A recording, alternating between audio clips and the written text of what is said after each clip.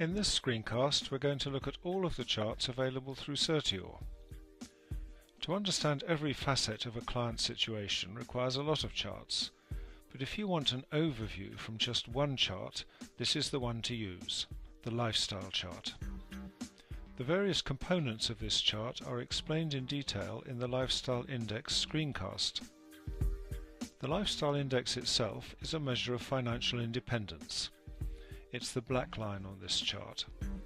It crosses the 100% mark at age 60, which is when financial independence is first achieved, and it keeps going up. So the financial prognosis for these clients is pretty good. The blue bars are lifetime income. In simple terms, this is the gross income which would be received if all investments and pension funds were used to buy an index-linked annuity. The red bars are income required, which is what it sounds like. It's the gross income required to cover planned spending at the given age. Almost all of the charts can be selected by clicking on the appropriate button on the second menu bar. This is the What If chart.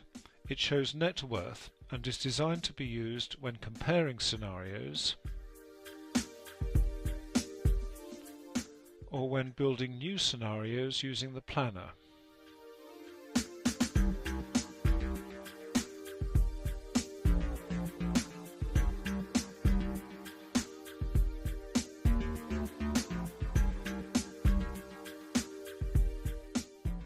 This is the total wealth chart, which shows how their net worth is made up.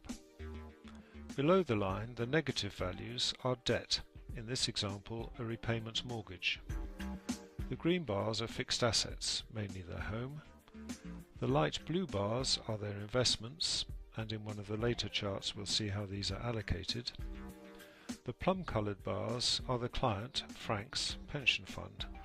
His main pension fund will come from a final salary scheme, and the model has calculated a notional value for this. And the lilac bars are Anne's various pension arrangements. This is the income chart, giving a big picture view of all of their income. The dark blue bars are Frank's earned income. To the left is his salary, and to the right his pension income. Light blue is for Anne's earned income, and the cream colour is their investment income. The increase in investment income at Frank's age 59 reflects an inheritance received by Anne. This is the spending chart. The sand-coloured bars are spending on goods and services. The greys and blacks are income tax and national insurance contributions for both Frank and Anne. And the green bars are interest payments on the mortgage. They're reducing because it's a repayment mortgage. The lump sums chart is for significant one-off cash inflows or outflows. In this example, the light grey bar is Anne's inheritance coming in. These bars are the proceeds from maturing savings plans, and the large plum-coloured bar is Frank's tax-free cash, and the lilac bar is Anne's tax-free cash. The savings chart is the difference between the three previous charts, i.e. it is total income minus all the spending, plus or minus any of the lump sums. The different colours above the line indicate where any new saving has been invested, and the red bars below the line are an income shortfall. To understand how there can be a shortfall when there appears to be plenty of positive saving, you have to remember that all of these charts aggregate the financial situation of both client and partner. To interpret this chart, we're going to look at each separately.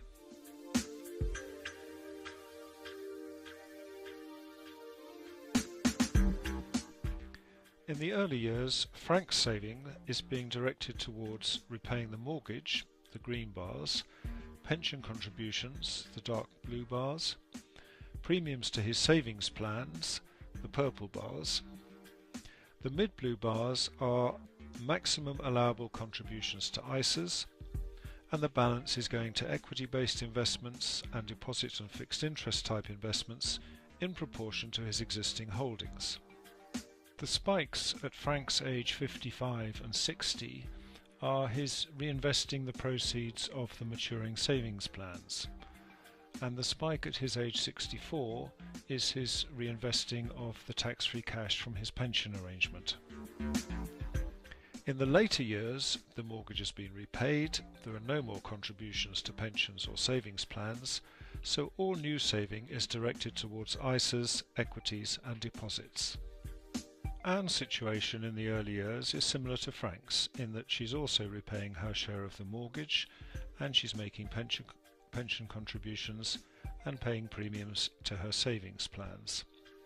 She's also making maximum ISA contributions where she can, and actually at 54 she can't.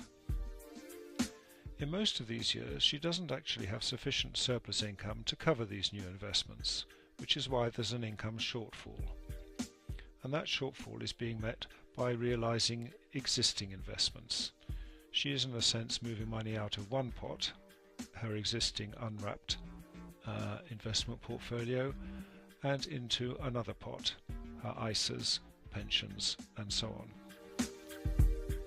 The spike at her age 55 is her reinvestment of the inheritance, and at 62 is her reinvestment of the proceeds from one of the savings plans, and the spike at 64 is her investment of the tax-free cash from her pensions. In her later years, her spending exceeds her income, leading to an income shortfall. She does actually have significant investments at that time, all in ISAs, and these are used to cover the shortfall. Putting Frank and Anne's saving position together again, we get back to the savings chart for both of them as originally displayed.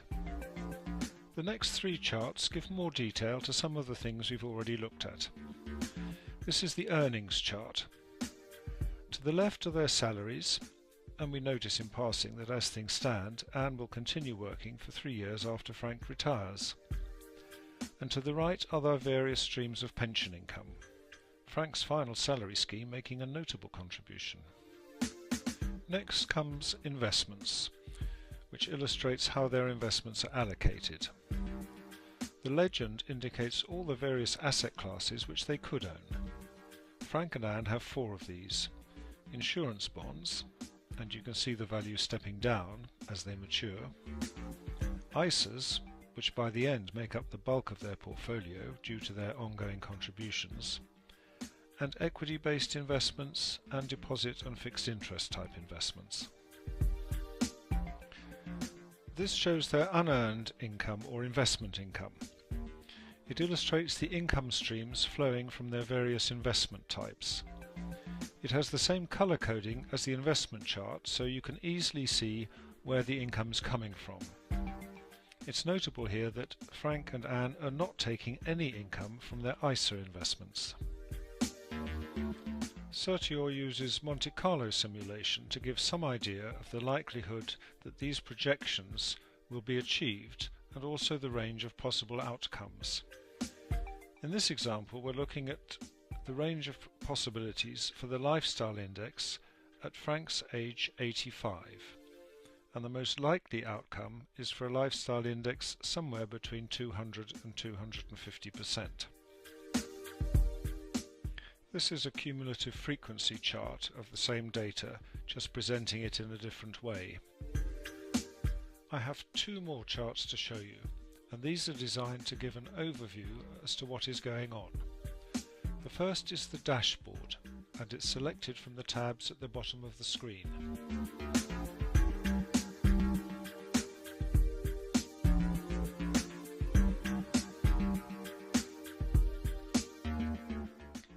In the top left quadrant is the cash flow for Frank and Anne in the first year of the projection, and to the right of that is their net asset situation. Below are the lifestyle charts for each of them, Frank on the left and Anne on the right. Using the year spinner, we can follow their situation as it evolves.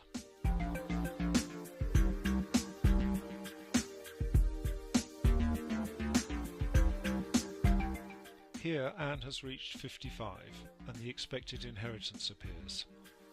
In the cash flow it shows up as a large capital receipt and this has generated a large increase in saving for this year. Notice as we move forward 1 year that the saving becomes capitalised and shows up as part of Anne's net investments.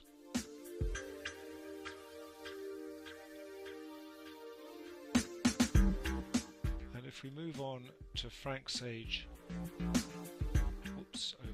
Frank's age 64, again we can see a large capital receipt, which is the tax-free cash coming in from his pension arrangements, and in the year after that we'll see the pension fund disappear from net assets as it's annuitised, and the net investments increasing as the tax-free cash is capitalised, and so on. And the final chart I call multi-chart, and again it's selected from the tabs at the bottom of the screen. This shows Frank and Anne's income, spending, saving and net worth all together. It's particularly useful in helping to understand what is going on when the planner is being used to build a scenario. To demonstrate this, I'm going to use the planner to change Frank's retirement age.